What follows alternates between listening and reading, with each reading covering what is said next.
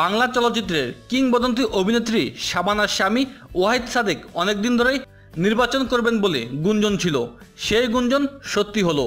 ওয়াহিদ সাদেক যশোর 6 আসন থেকে নৌকা মার্কায় নির্বাচন করবেন, আর তাই স্বামীর জন্য নৌকায় ভোট চাইলেন শাবানা।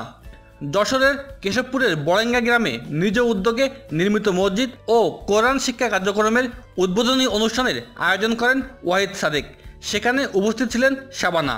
সে সময় শাবানা বলেন, কেশবপুরে আমার শ্বশুরবাড়ি, আপনারা আমার আত্মীয়, আমি আপনাদের অভিনন্দন জানাচ্ছি। আপনারা আমাদের সাথে থাকলে এলাকার উন্নয়নে যা যা করার করব। আপনারা আমাদের জন্য দোয়া করবেন। ওয়াহিদ সাদেক বলেন, জনগণ চাইলে আমি নির্বাচন করব। প্রধানমন্ত্রী শেখ হাসিনা আমাকে সিগন্যাল দিয়েছেন, সেইভাবে আমি কাজ শুরু করছি।